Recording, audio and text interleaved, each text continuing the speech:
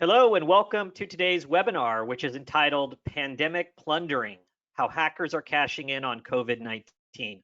My name is Ted Hulsey. I'm CEO of IronPath and your host for today's event. First, let's go through a few housekeeping items. All participants are in listen-only mode. Today's session will be recorded and circulated to all registrants. Thank you for joining in for the live session. Please submit your questions as we go along, and we will address your questions on the fly.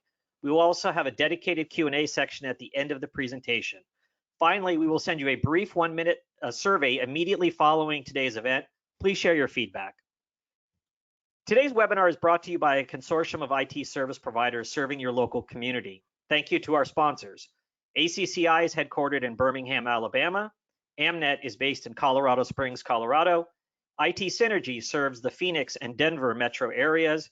And Sagacent is headquartered in San Jose, California, serving Silicon Valley and the greater San Francisco Bay Area. Now let me introduce our speakers. First up is James Carroll. James is the founder and principal at Secure Network Technologies. He is a professionally trained ethical hacker and penetration tester.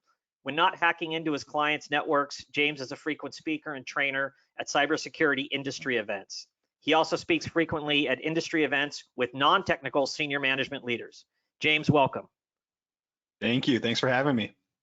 Okay, and next up is Ed Correa. Ed is founder and CEO of Sagacent Technologies, a 21-year-old IT management firm focused on risk reduction, particularly around data security. Ed has over 43 years of experience as an IT professional, serving both large enterprises and SMBs. Ed and the team at Sagacent focus on providing the same comprehensive IT services that large corporations receive, but scaled for small and medium-sized businesses of 20 to 200 employees in Silicon Valley. Ed, welcome to the webinar. Happy to be here. Okay, well, thanks everybody for joining. Again, ask your questions. I'm gonna next hand James the ball so he can present from his machine. James, go ahead and take it away. Awesome. Thank you so much. Got to make sure we get the right screen here. It's one part about being a hacker, right? Is you always have at least 7 monitors, right? There's like an unwritten rule of being in IT in general, right? It's like I remember back when it was just 1 monitor. People were like, "Oh, I got this huge monitor now." It's like, dude, if you have under 7 monitors, you're a scrub. Like no one wants to talk to you. That's the rule of IT right now. So the number one rule, if you don't learn anything today to advance your career in cybersecurity, get more monitors. That's what you need to do. All right, cool. So you guys can see my screen. I got a really fun presentation for you guys, and this is one of my favorite ones. And really, I worked through a speaking agent, and about 1.5 years ago, she was like, "Hey, can we put together a presentation of COVID-19 and really what this means for IT directors and security directors?" And I'm like, "Well, yeah, we can, but the issue is it's all speculation, right? I don't really know. Like it's the beginning of COVID, I don't really have anything." So this is really nice because we're kind of, this is up for debate, right? But I think COVID is somewhat in the rearview mirror, and we kind of got to observe, right, what happened and how the dynamics have changed over the past 1.5 years. And this presentation covers really a lot of different things that we're seeing, as well as what's to come, right? What do we anticipate based on the last 1.5 years of, how the landscape's going to change.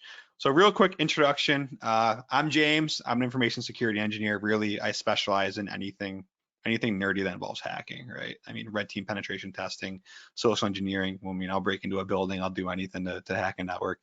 That's really where my forte is doing this kind of security consulting assessments. On the right is my #1 coworker, Duke. This is really fitting too. He's got the mask on. We're talking about a pandemic-based presentation. But hopefully, sometimes he likes to make an appearance if the Amazon guy comes. I think he already came today, so I think we're safe. But if you hear him bark, just that's his way of saying hi, and you're doing a great job, James. So how did I start hacking? Ted's heard the story a lot, but it never gets old. I love telling it. So I started hacking. Really, it was 2005, 2006. I was in high school at the time. And a video game came out called Halo 2. And it was my first online based foray into video games, and me and all my buddies would play it. And one thing I wanted to do is I wanted to get to the highest level. And in that game, the highest level was a 50. And seeing a level 50, it's like you don't see them a whole lot, right? You're like the #1 in the game, and I want to get to level 50. The issue was I wasn't really that good, and I was just okay. I was a mediocre Halo 2 player. But I was like, well, how can I get to level 50? And I started going online and doing research, and one thing leads to another. And I found myself in a forum called Seven Sins. And for anyone that like grew up like in the hacking community, like Seven Sins was an early, it was really just a discussion board for people to go in and say, hey, I found a way I can, do this and hack in this. And there were these really nice detailed tutorials. And this guy posted, he's like, hey, I found a way where I could, easily win in Halo.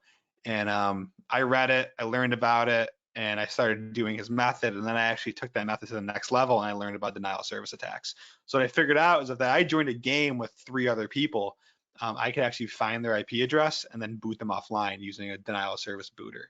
So if I'm the only one left in the game, I automatically win, right? If I just turn their internet off, then they lag out and I win, So that's really how I got into information security and hacking. And these were the 2 tools I used to use: Zone Alarm Pro, obviously the cracked version because I'm not paying for that, and then Kane Enable, which was even to this day, Kane Enable is actually pretty widely used by a lot of Windows-based pen testers and hackers. But yeah, that's how I got my start in hacking. All right, so what are some current events and some things we're seeing? We'll go into this in a little bit more detail throughout this presentation as we start talking about some of the threats that we're seeing through COVID. But COVID-19 based phishing emails, they're huge. I mean, we're seeing them all the time. What we're seeing more and more of now is these emails that are prompting for downloads of Microsoft Office documents and really Microsoft Office macros. And we're seeing more advanced tradecraft in terms of developing these macros. We're seeing, C# and VBS and Windows API calls and all sorts of nerdy stuff that's being executed where it's really designed to evade traditional antivirus and some of the more of the older legacy AV products. One thing we're seeing that the hackers are getting really, really creative with is getting users to enable macros. There's this technique that's being used now. I call it the old bait and switch, or what they're doing is they're making like a Word document, right? It says, hey, this is an encrypted document. It looks like encrypted text. And it's like, in order to see this, you have to enable macros. You enable macros, it switches the text out, but also executes Windows commands in the back end that affects the computer. So they're getting really, really creative. And we're seeing things where like, hey, your test results for the PCR swab are in. Click this link to see it. You download a file, you enable macros. It says some bogus test results, but at the end of the day, it's enabling and it's executing a lot of malicious scripts and programs. So we're seeing a ton of this going around right now. All right, we're gonna take a little time machine back to March 2020 quick and just recap what happened because of COVID, right? And what really changed because of COVID. So one of the biggest changes, as you can see from this webinar, is that gone are the days of going into your office and your stressful environment and people are working from their pajamas, right, with their cats and their laptops and their TVs, and it's a really kind of less stressful. And it depends on your home environment, right? I just got my dog. I got no kids, so for me, it's not that stressful. I have colleagues I work with where they got 4 kids running around, and they'd say something else, right? But really, the environment that you work in is just completely different now. Gone are the days of busy cubicles and having your colleague blow up the microwave. Offices are desolate now. I mean, there's just not a whole lot of activity in commercial office buildings anymore. Workstations have been replaced with laptops, right? And with that, there's become a lot of different software that we've bought and implemented and installed, like Zoom, right? I mean, Zoom is like, saying you're going to jump on a Zoom is like saying you got a Band-Aid. You know what I mean? It's like it's the commonplace for any kind of a web meeting now. It's become a household word. We've seen a lot of implementations, installations of VPN products, Dialpad, which is there's no office phone anymore, right? You don't have an office phone at your desk at home, so they're using apps and software and soft phones to compensate for that. Expense reporting software, the move from on-prem, Outlook and Exchange to Office 365, and you're not in the office anymore to make an expense report, to print it out and put it on your manager's desk. You're using some kind of software for that. TeamViewer, remote access software. Really, the push for remote work has really escalated the amount of software that organizations and companies are implementing and using and purchasing. And more software typically means more entry points. More entry points typically means more vulnerabilities. So this is what we're seeing, right? We're just seeing an explosion of these kind of cloud apps and people moving to the cloud. And now that everyone's distributed, right, they say, let's have a different IT or office structure so that accessibility isn't impacted. And we see that when this happens, if it's not done correctly, a lot of different holes are opened up from a security perspective. The one thing that I've seen a lot of, and they did I was reading on LinkedIn the other day, someone posted something, and it was a study based on remote work, but hacking through phishing and users clicking on phishing links has increased 220% since COVID. And the reason for that is because of complacency. I think there's a big psychological component to office working and really to security, right? And part of that is, you put on a suit, you put on a dress shirt, you drive to the office, you go in the office, you kind of have a suit of armor. You just going through that process, put your defenses up and gets you ready for, hey, I'm going to work. It's a different culture. Now you wake up, you got a conference call at 9, you wake up at 8:58, you go to the Keurig, you make some coffee, you jump on your call in your pajamas, You're not as prepared for your day, and there's no work-life separation anymore. It's all one, it's totally blurred. So there's more complacency because you take the same attitude as work as you do when you're watching Netflix with your dog. It's the same thing. You don't have those defenses anymore. And because of that, we're seeing a large uptick in phishing-based emails, right? Phishing-based breaches, as well as people clicking on those links. And the hackers are smart, right? They're going to take advantage of that. They know that stuff too. These aren't secrets anymore. And with this, we've seen a large increase in hacking and hackers. The amount of hackers, whether they're, state-sponsored hackers or hacker organizations, or even just, guys in their mom's basement trying to hack into companies to gain as much money as possible. We see a lot of different hackers now. And hey, James, must hackers have light-up shoes? You know what? You beat me to it. I was going to say, I don't have those. I know when I was young, right, we had those. I can't remember what the shoes were called. I'm talking about, you hit the ground with them and they light up. Those things were bomb. I wish they still made those. I'd wear them to every meeting I ever go to. They're just, but yeah, this guy's he's living in 2050 right now with that haircut and those shoes and everything. I don't know. Clearly a great hacker, right? Like I said, the two things, the amount of monitors and then the light up shoes. That guy's next level right there. So what's the threat landscape we're looking at right now? There's really 3 different types of hackers and hacking organizations: foreign nationals and nation states, which are just state-sponsored hackers, hacktivists, anarchists, and then organized crime. And really these state-sponsored hackers we see a lot of every 4 years, right? Whenever there's an election. It seems like every single time there's some kind of election or the US is going through some kind of, transitional process, these guys pop up more in Belarus and Russia, in China, in Taiwan. A lot of these, there's a lot of lawless land out there where, there's no extradition. If you get caught hacking, sometimes you get a pat on the back. There's countries like Belarus where you literally have 2 career options. You can, work in the tractor factory or you can hack. And hackers in that country are treated like rock stars. You want to be a state-sponsored hacker in Belarus. That's what kids grow up to want to be. And because of that, right, they're essentially subcontracted out for countries like North Korea and China to do and carry out a lot of their attacks. The number one, I think the largest group of hackers is hacktivists and anarchists, and these are hacking collectives, as I like to call them. Lizard Squad, they haven't been around a little bit. They're kind of a fraction of what they were, but these were what we call skids, which are script kiddies. They basically just do denial of service attacks. They did what I did when I was 16, and I was just taking out people's internet. They're trolls, but they do a lot of damage. On Christmas every single year, you see them pop up and they take down Xbox Live and PlayStation Network just because they know it costs them a lot of money. And now they hold them for ransom and say, hey, if you don't give us, $15 million, there's going to be no kids on Christmas playing these video games anymore.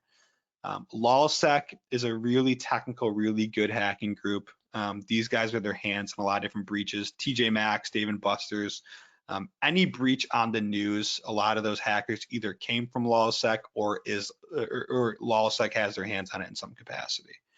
And then you got, of course, the most infamous group of hackers and the most adopted by the media group of hackers, which is Anonymous. And Anonymous is huge, right? These guys are always on the news. They were the Guy Fawkes masks, and they're really just a loosely knit group of hackers.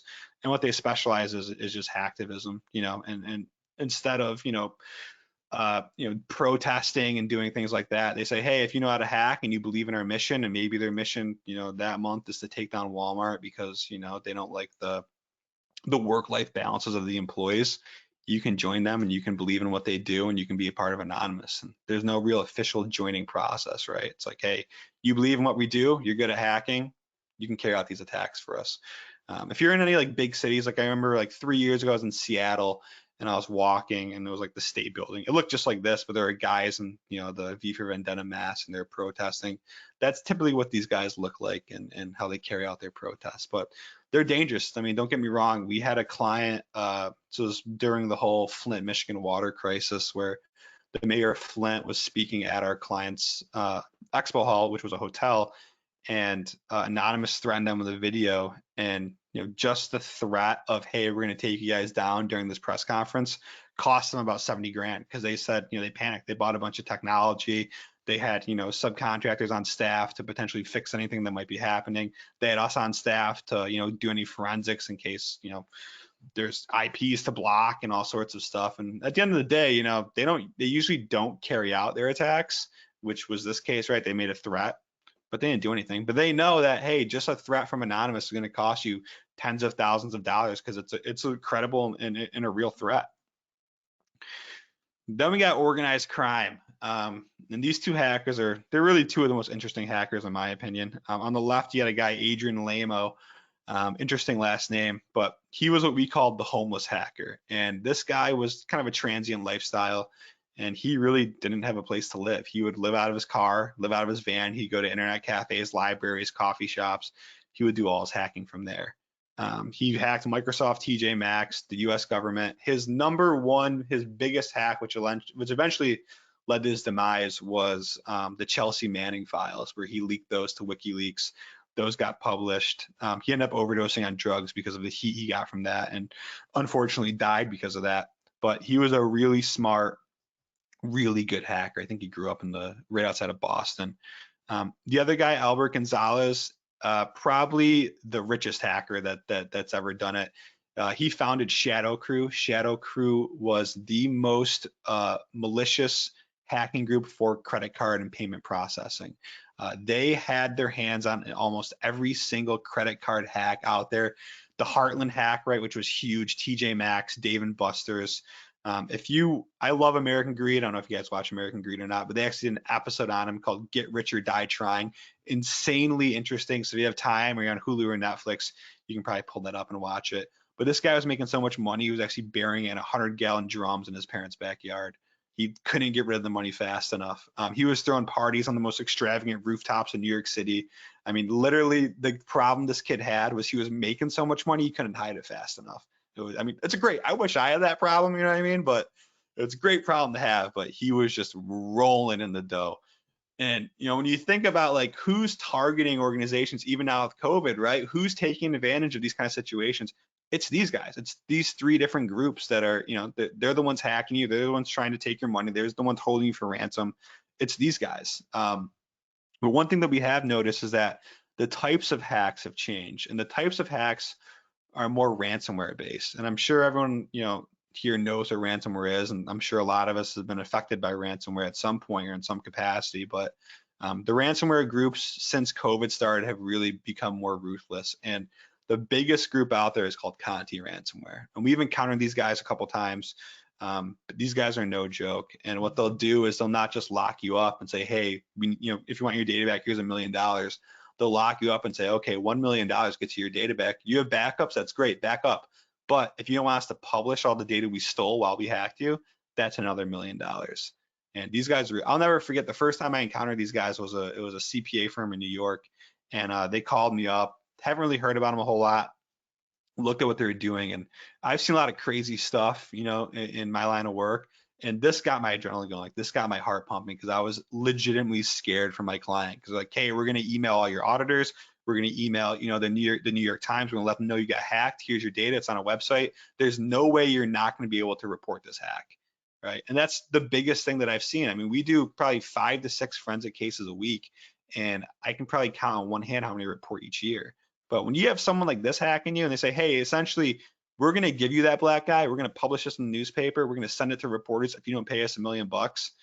That's a bad day. That's a really bad day.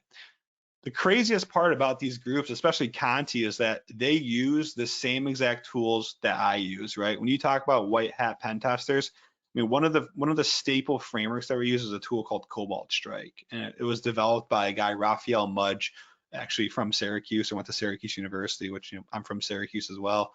But what they do is they buy the software, they crack it so they can distribute it to everyone, and that's what they use. I mean, it's the exact same frameworks.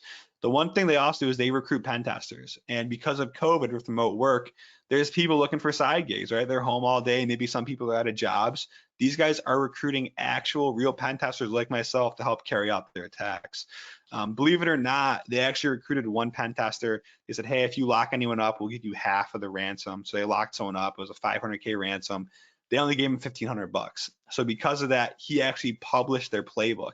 That's where I got all these the tools that they use. Is he said, hey, these guys screwed me. I'm publishing their playbook. These are the IPs to block. This is how you stop them. This is everything you need to know to stop Conti. He published all that data, which was a really good tool for blue teams and, you know, some of the guys that we partner with, because now they have their playbook and they know, hey, these are the tools we got to block. This is how they're getting in.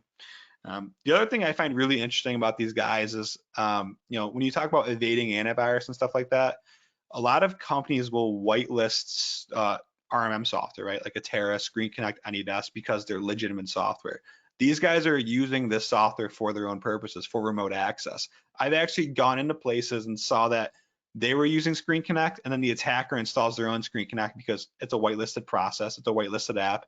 They know that, you know, whatever AV, it could be the best AV in the world, but they had a whitelist Screen Connect, and the hackers go in there, figure that out, and they install their own version of it to maintain access. So these guys are smart. I mean, they'll sit low for months to learn more about to do recon on the environment, and at the end of the day, they do it to gain some money. So who do they target the most? And really, it's whenever they smell blood in the water. Businesses affected by COVID-19. So when we talk about Conti and all these other ransomware actors, hospitals are huge, man, because they know that hospitals are at capacity, right? I mean, they're getting affected by COVID, they're canceling surgeries, they're filling up. They know, hey, if we're able to get a hospital infected with ransomware and they can't work or they can't take care of patients, they will pay us anything, right? Anything to get back online and save lives. So hospitals have been targeted incredibly heavily, especially by ransomware, specifically by the Conti group. We saw Colonial Pipeline, right? Energy, chemical with Brentag, JBS Food. A lot of these core infrastructures to the US and really core services these guys are targeting. And they know, hey, if these guys are offline, right? I mean, you saw the Colonial Pipeline, you saw how gas was affected because of that ransomware attack. I mean, that's just the tip of the iceberg, right? That was the first one we heard about. But, you know, since then, since it made the news, there's going to be more and more hackers and more agencies out there targeting all that critical infrastructure. The ransomwares we're seeing with these guys are between $900K and $25 million. So they're not cheap. I mean, when ransomware first started, it'd be like what, like between 1 and 10 grand. It was like nothing, and companies were like, I'll pay that all day long. Now, and it's kind of due to cyber insurance, honestly, is these companies are taking out these huge cyber insurance policies, and the ransomware guys know that if they get locked up, that insurance provider is going to pay. It's not the person paying anymore. So they're like, well, why not up it? They pay their deductible of $5 grand and we get $1 million. That's a payday. So it's getting nuts. These are a lot of the, you know, what these emails will look like from Conti. And really, they, you know, as you can see, they take advantage of the coronavirus and the pandemic. You know, it's a fake, you know, email from WHO. It tells them to download the coronavirus safety protocols. Obviously, when you download that, it's not the coronavirus safety protocols. It's more like the Office macro safety protocols on how to hack your machine. And then we've seen this one as well. This is actually really popular, not just with COVID-19 or coronavirus, but across the board, where there's fake DocuSigns coming in, right? It's like, hey, you know, maybe it's a contract, it might be a resume, it could be anything.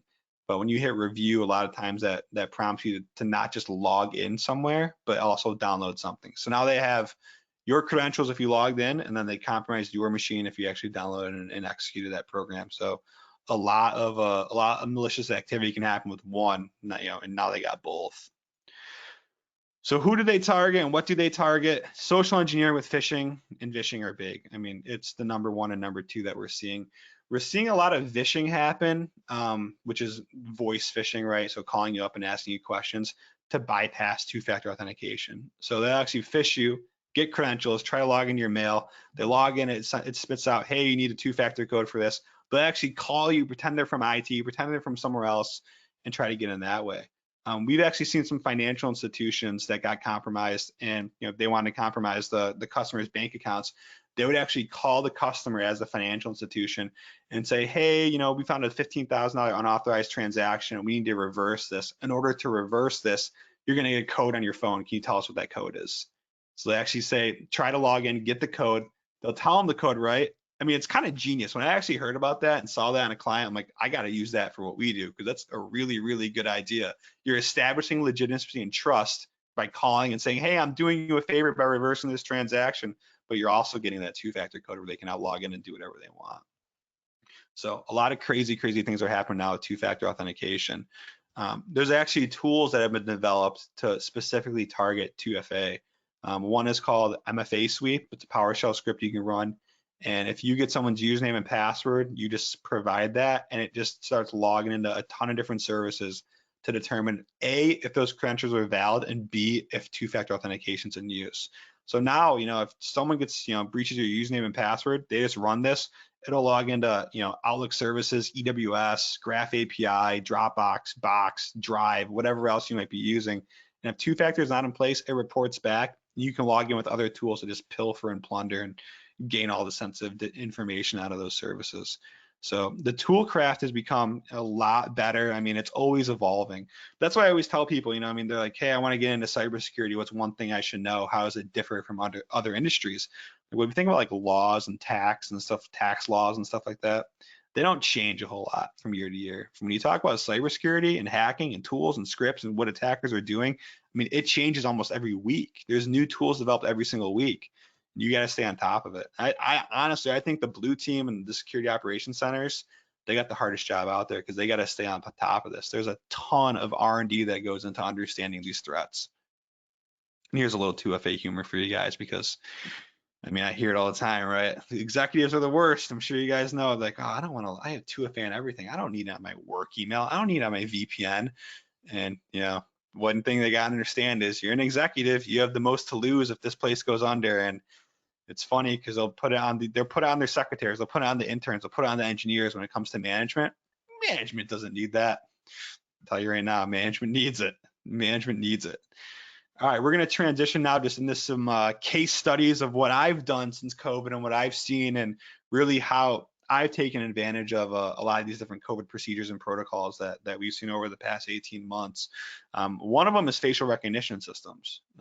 There's a lot of companies where they've said, hey, in order to beef up our physical security, we're going to implement facial recognition. And I'm sure you guys have tried doing this with your mask on, right? You gotta, you're out in public, you put a mask on, you try to open your iPhone, it doesn't recognize who you are because you have a mask on. So when COVID was at its heyday, and even now what we're seeing with the Delta variant is people have masks on, and because there's so much traffic coming in, and you got these small lobbies, they just disable the facial recognition because it doesn't work. You got the mask on. So with that disabled, I mean, that's our number one tool. It's like, how do you get by facial recognition? I don't got to hack it. I don't got to do anything. All I got to do is wear this mask. When I wear the mask, people let you in. You know what I mean?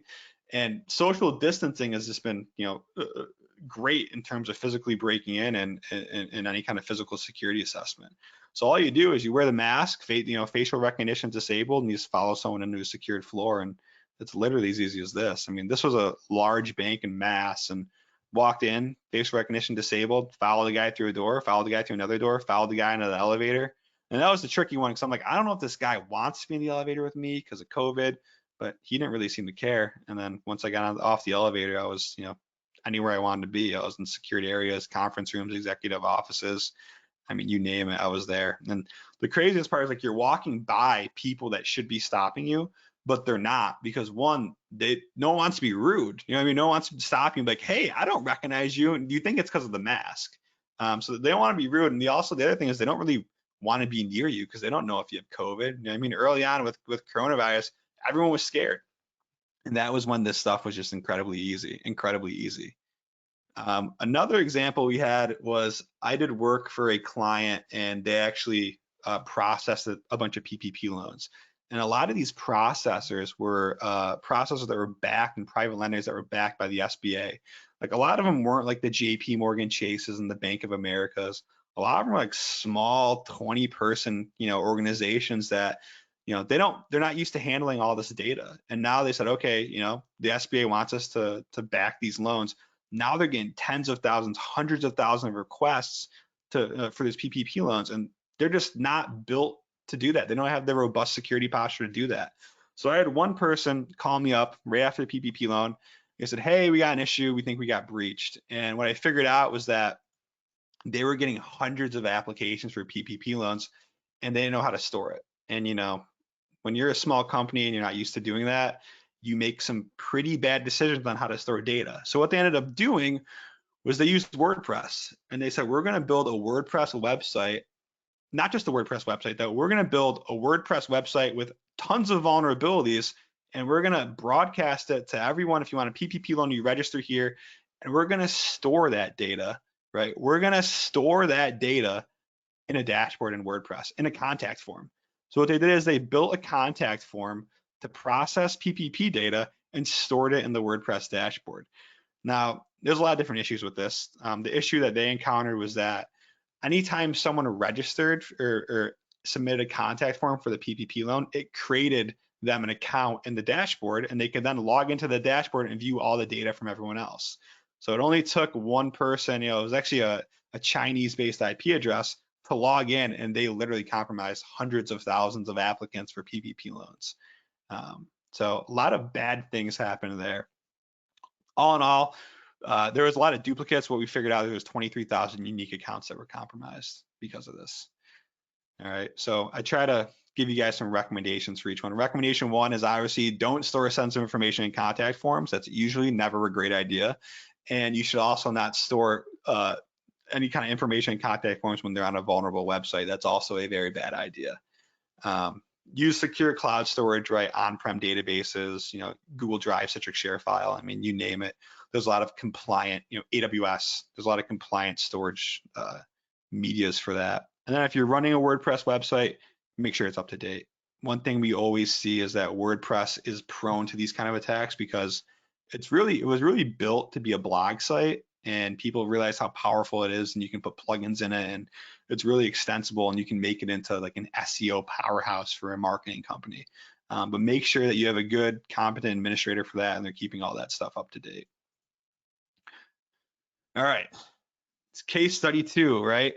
We saw the 2020 laptop boom, right? Remember, everyone's going remote work. One thing you don't realize when people work from home is, well, they need a computer to work from. So everyone's like, well, we gotta get these guys laptops. The problem is there's no laptops to buy, right? They're buying them out. They're on, 6-month, 8-month wait list. You can't get them from anywhere, but you need that laptop now, right? You need this person to do their job. You don't have 6 to 8 months to wait to get this guy a laptop. So what are you gonna do? Well, what a lot of people did is something you shouldn't do. You let them use the family computer, right? You say, hey, you know what? You're gonna work from home. We can't get you a laptop, but just go home and use your family computer and VPN in, right? We'll give you the VPN client. You'll be all set up with this. You're good to go. Yeah, I'm gonna tell you right now, it's a bad idea. And what we saw a lot of was, let's think about this, right? You got mom working from home. You got the kids out of school, right? And you're trying to use the family computer. The kids are trying to use the family computer. We had one case where a company got breached because the mom was using the family computer and then the kid was playing Fortnite on that computer. Now, the issue wasn't really the computer. The issue was that the kid sucked at Fortnite. So because the kid was so bad at Fortnite, he went online and tried to download hacks for Fortnite. He tried to get like auto aim and speed hacks and wall hacks. He was on all these forums. He's downloading all this stuff to try and up his Fortnite skills. Well, the issue is that wasn't Fortnite hacks. Those were computer hacks. And those computer hacks compromised that computer. When the mom went back on it, logged into the VPN, compromised that connection, ended up ransoming the entire company network because little Johnny was on there trying to get better at Fortnite. So that was not a good day for them. Company data was compromised, all their personal data was compromised, and anything they could get through the VPN was also compromised. So that was a bad day. And there's 2 ways you can solve this problem. Problem 1, right, is you can get them a company laptop. Problem 2, is you can teach your kids to be better at Fortnite. If that kid was good at Fortnite, right, he wouldn't have been downloading those hacks. They would have been completely fine. So I was telling him, you know, even in my report, I'm like, you got 2 options, right? Computer, get better at Fortnite. All right, case study 2 is we saw a lot of companies skipping out on VPN licenses. You know, you maybe have 18 people with a VPN license, COVID hits, you got to buy 60 licenses. A lot of companies are like, you know what, we don't want to spend that money on a VPN license. We're just going to use TeamViewer, right? They'll keep their computer at work. They've installed TeamViewer on it. You know, the IT administrator shows them how to do it. They go home and they log in with TeamViewer. The best part about TeamViewer is it's free. Everyone loves free.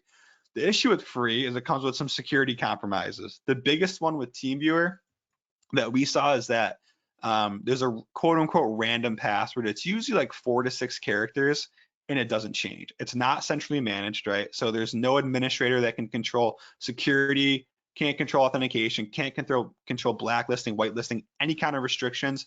Access to TeamViewer now becomes the Wild West.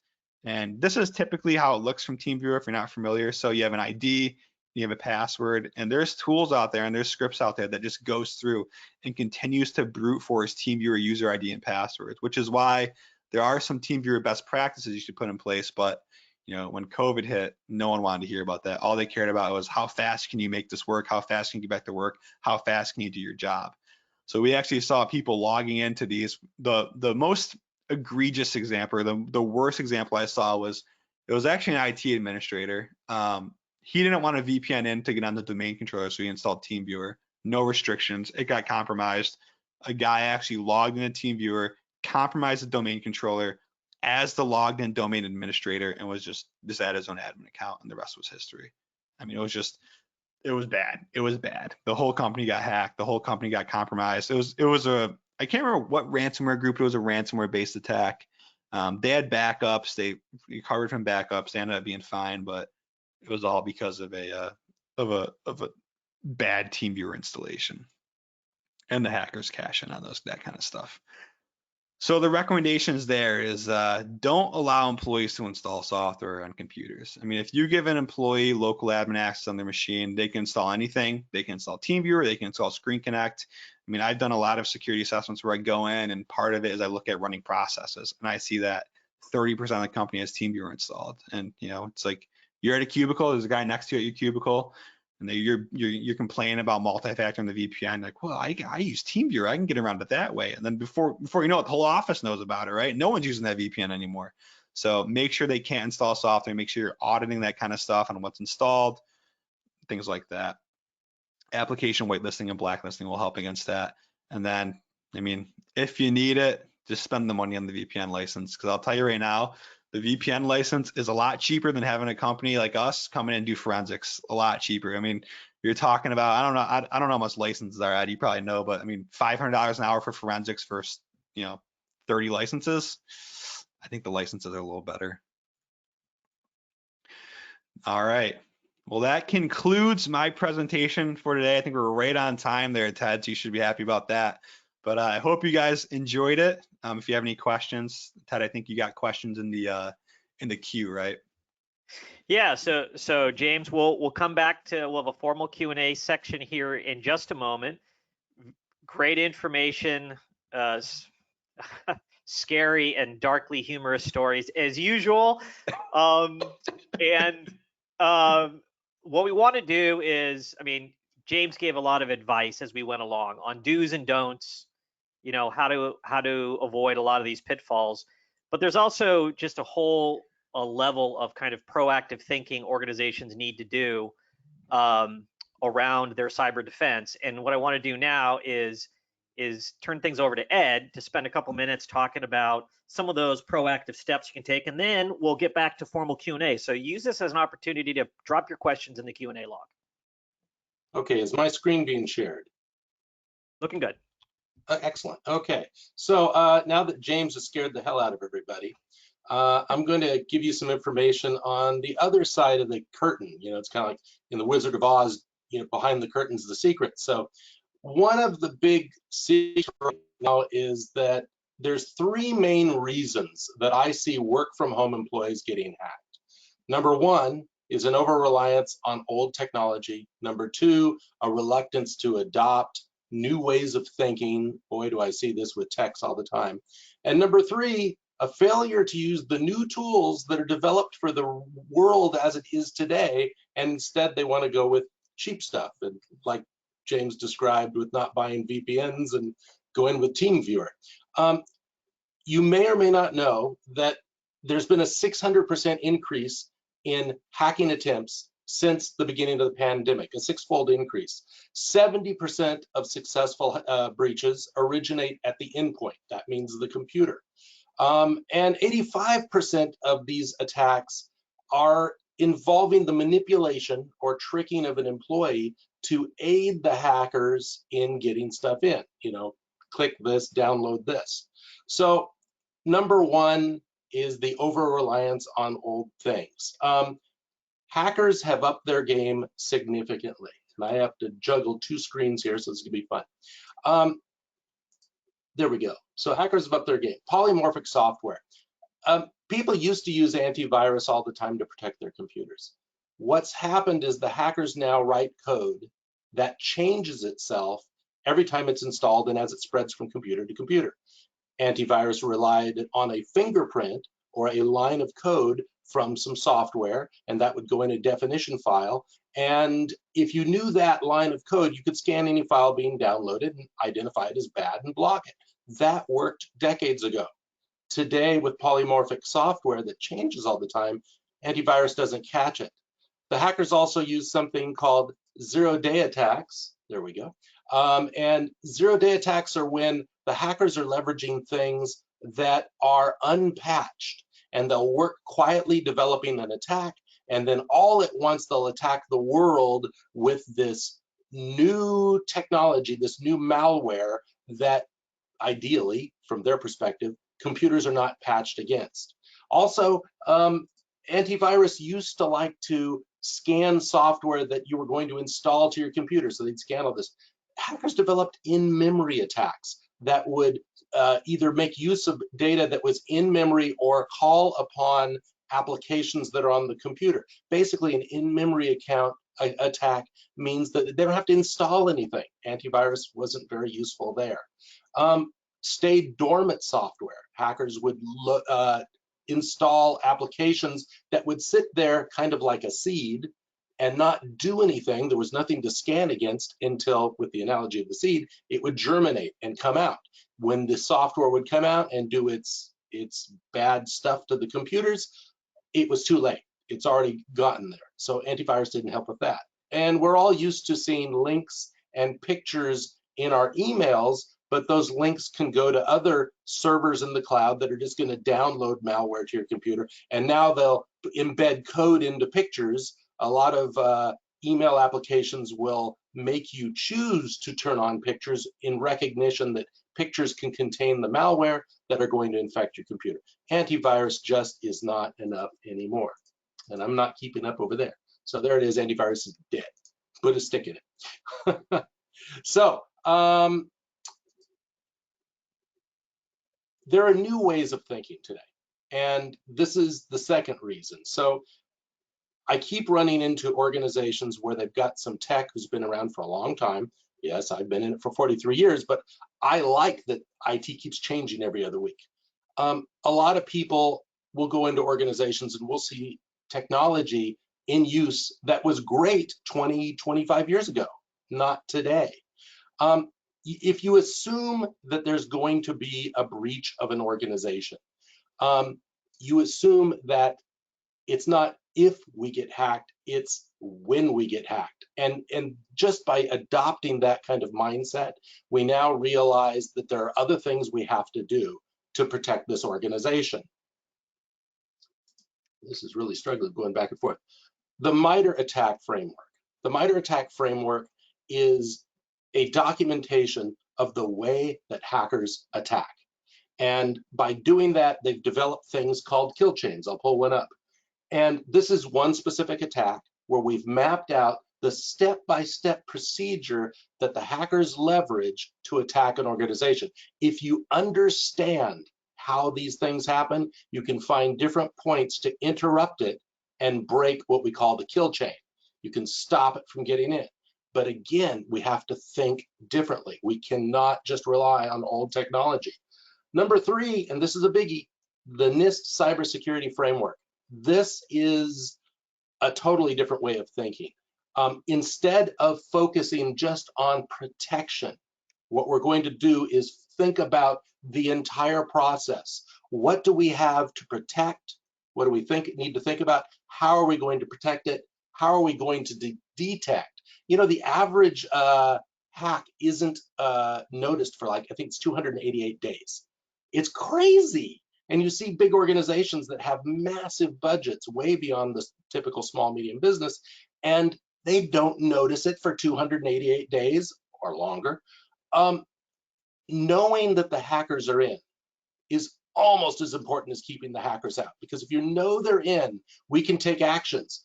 I remember one time we saw an issue and was going on, and I happened to be on site. It was just beginning, and they're going, "What do we do?" And I said, "This is what you do." And I pulled the plugs. I cut it off before it could get anywhere else. That's dramatic. But detection, how many of you have a home out there where you bought a great lock and a great front door, and that's all you do to protect your house? If they get past your doors and windows, wouldn't you like to know that they got in? That's why homes have motion detectors and cameras. It's not to stop the hacker or the thief, it's to tell us that they got in. In business, that is just as important. Response. We need to have a pre-planned, in concrete plan. If X happens, what are we going to do? If Y happens, what are we going to do? These are really important. And finally, ways to recover the organization and get you back to business and operations. It's a different way of thinking. Thinking just in terms of protection and stopping them is easier, but this is what protects an organization today. Some of the new tools. So this is part 3. And these are a little bit different, and not all IT organizations deploy these. Frankly, the majority of IT organizations still rely on just patching and antivirus, and it's not enough today. In EDR, Endpoint Detection and Response, is a technology that leverages AI and machine learning technology to look for changes on computers or endpoints. What it's doing is looking at the behavior. It's not just relying on matching a piece of code. What it's actually doing is if you downloaded some malware and it sat there for a month and didn't do anything, EDR would detect as soon as it starts doing something bad. And EDR has the capabilities of leveraging data that's in the cloud across all kinds of other organizations so that its knowledge grows over time. And then it can use that knowledge to secure an organization. I love EDR because it also has that response capability. Certain versions, and there's different brands out there, certain versions of EDR can isolate a computer as soon as it becomes infected and stop it from jumping to other computers. So that's absolutely awesome.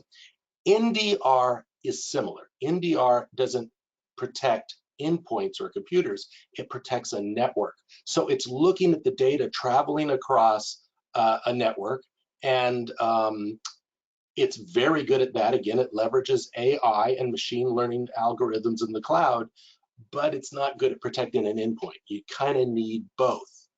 MDR, boy, this is alphabet soup today. MDR is managed detection and response, and it's basically a contract or an agreement with a firm that's going to manage your EDR and your NDR. The last one on this list is one of my favorites. It's SIM.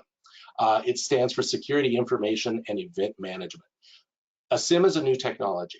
What it's doing is it's gathering the log files and the event files from every computer, every networking device, every server, key applications, and it's looking at all of this massive data a way a human never could, because a human would not be able to manage this. So it's done by computers running AI and machine learning, and it starts noticing trends. Gee, this account privilege level was escalated to administrator level, and then this was accessed.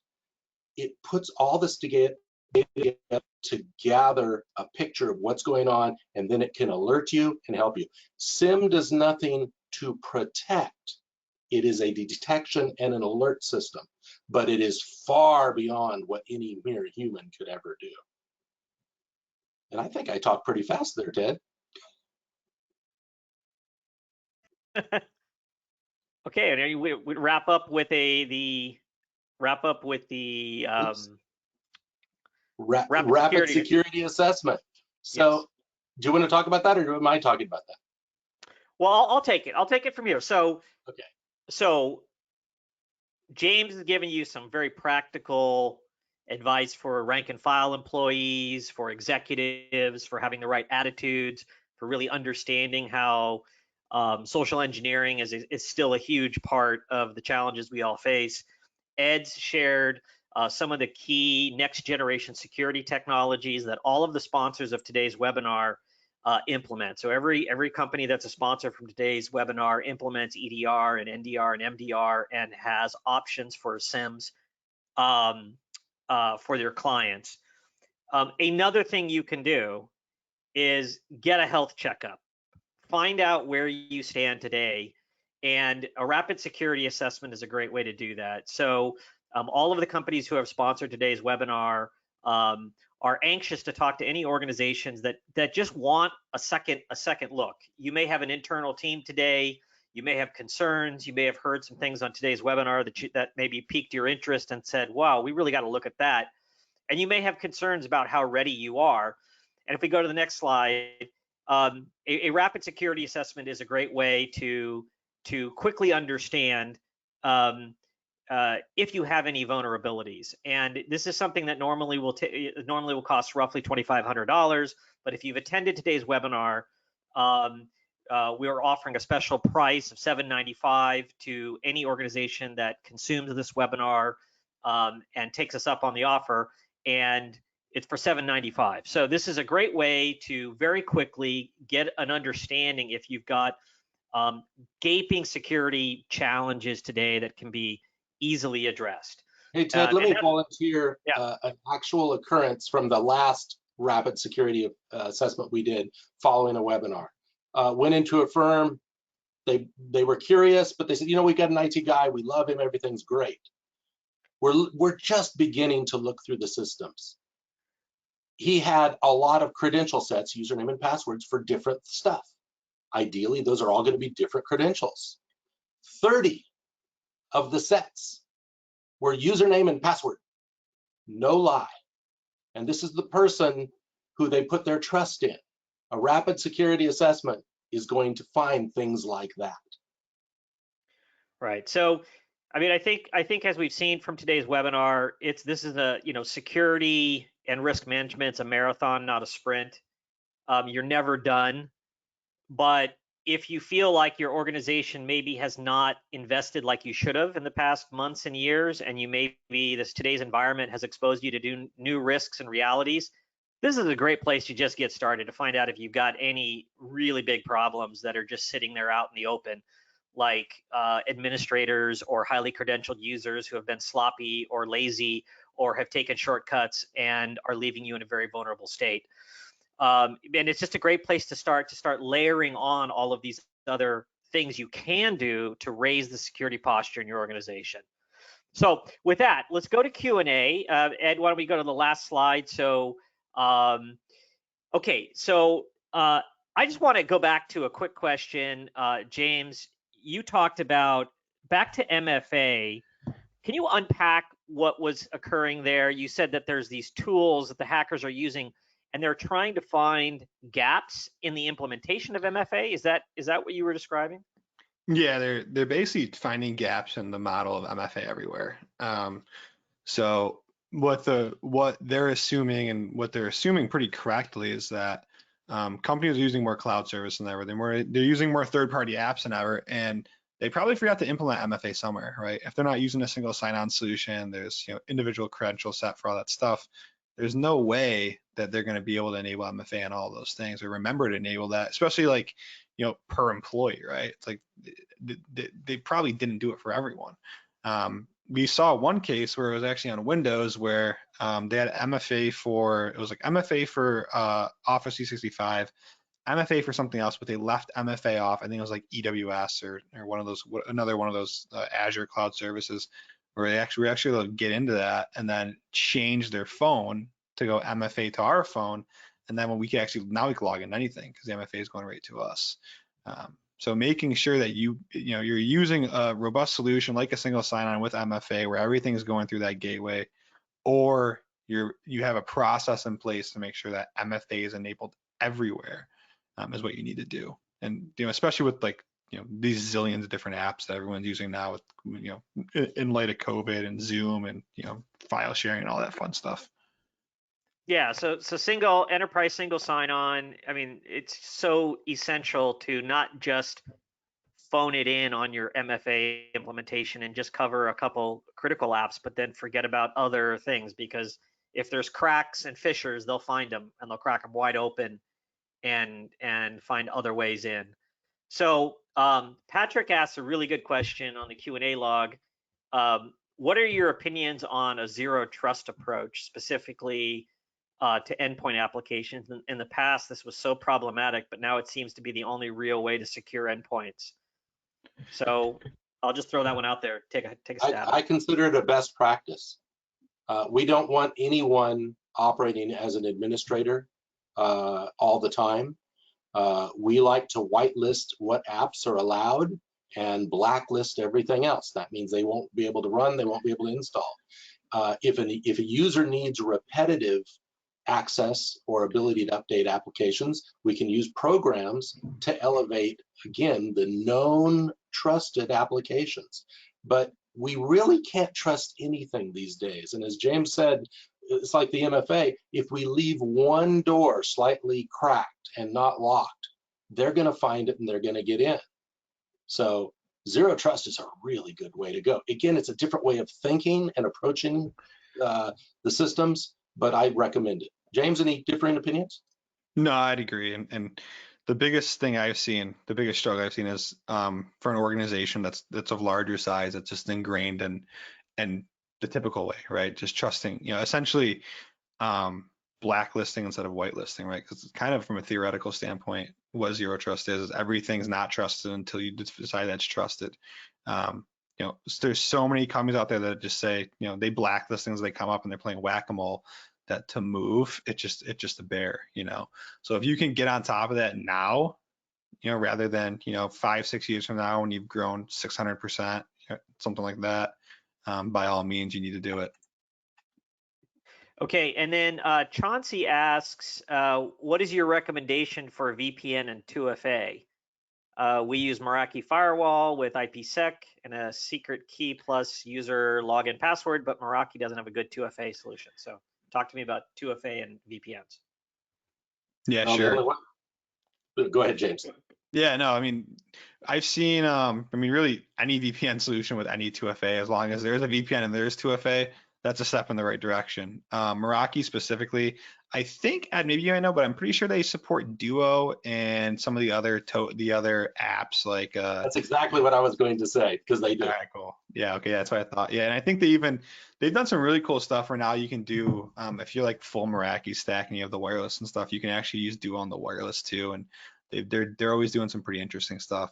But yeah, let me translate that to layman's terms just to make sure. So Duo is a separate company. It's now owned by Cisco, and it can be implemented as an add-on to the Meraki and add MFA that wasn't originally designed to be there. I didn't know Cisco gobbled those guys up, man. They gobble everything up. That's for sure. Yeah. So it's really about, integrating multiple solutions with a VPN solution. But I think most Cisco stuff, Meraki brand or Cisco brand, has really deep integration points with other things like Duo. Yes. Maybe a final question. I mean, I think one of the things that really popped out for me, at least, in listening to today's discussion is employee education. I mean, we've been talking about it for years, but it seems like it's only risen in importance through the pandemic. So James or Ed, I mean, any final thoughts on where companies need to take investments in employee awareness and education?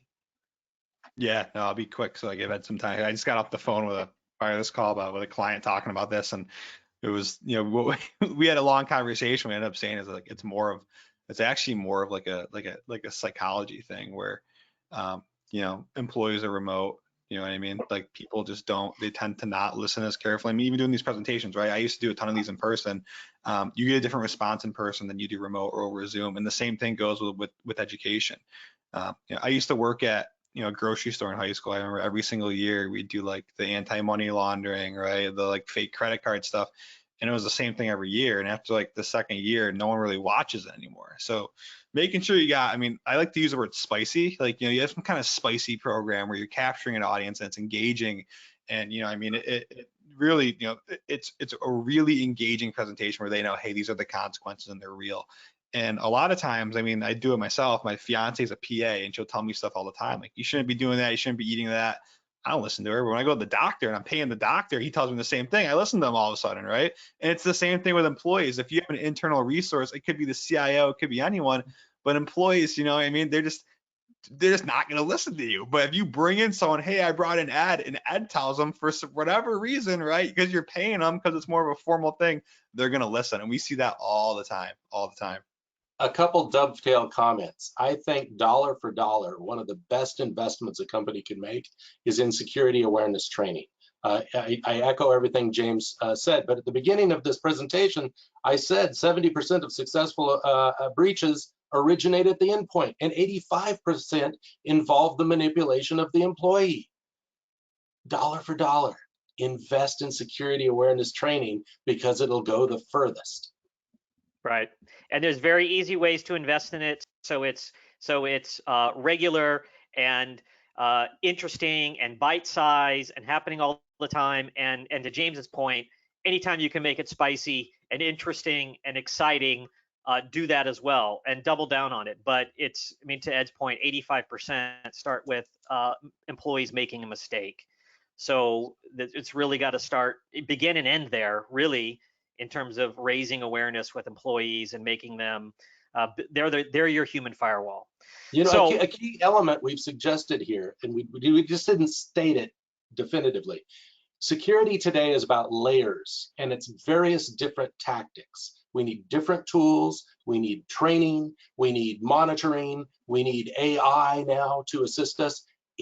There is no single silver bullet, and nothing steams me more than when I've got my legs up, I'm in my lazy boy at night, and a commercial comes on and they're painting a picture. Buy this product and you'll be secure. There is no such product.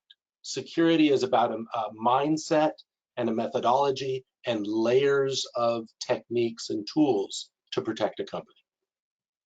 Okay. With that, we'll wrap up. I want to thank James Carroll from Secure Network Technologies for joining us today, and Ed Correa from Sagacent Technologies. Great conversation, gentlemen. Very interesting, rewarding. And thank you to our sponsors. If you want to take us up on this rapid security assessment to get started on this journey of maybe rebooting where your organization is, please reach out to them. And we look forward to seeing you all on our next quarterly webinar. Thanks and have a great day. Take care.